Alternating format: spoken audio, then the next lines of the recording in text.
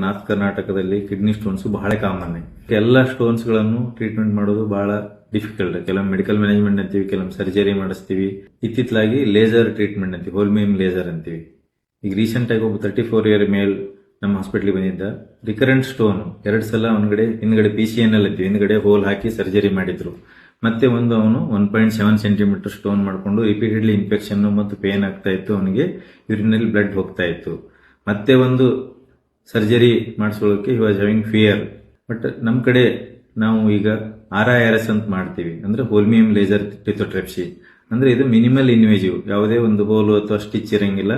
ನಮ್ಮ ಯೂರಿನ್ ಜಗದ ಮುಖಾಂತರನೇ ಫ್ಲೆಕ್ಸಿಬಲ್ ಇರೋಟ್ರೋಸ್ಕೋಪ್ಸ್ ಅಂತ ಇರ್ತವೆ, ಅದರ ಮುಖಾಂತರ ಹೋಗಿ ಕಿಡ್ನಿಯನ್ನು ಅಲ್ಲಿ ಸ್ಟೋನ್ ಎಲ್ಲಿದೆ ಅಂತ ಲೊಕೇಟ್ ಮಾಡಿಕೊಂಡು ಆ ಸ್ಟೋನ್ ಅನ್ನು ಪ್ರಿಸೈಸ್ ಆಗಿ ಹೋಲ್ಮಿಯಂ ಲೇಸರ್ ಫೈಬರ್ ಇಂದ ಬ್ರೇಕ್ ಮಾಡಿ ಡಸ್ಟ್ ಮಾಡುತ್ತೆ. ಇದರ ಡಿಫರೆನ್ಸ್ ಏನಪ್ಪಾ ಅಂದ್ರೆ, ಬೇರೆದರಲ್ಲಿ ಸ್ಟೋನ್ ಪೀಸಸ್ ಮಾಡಿ ಸ್ಟೋನ್ ಪೀಸಸ್ ತೆಗಿತಾರೆ. ಬಟ್ ಇದ್ರ ಲೇಸರ್ ಥೆರಪಿಯಲ್ಲಿ ಹೆಂಗಾಗುತ್ತೆ, stone will be made into dust.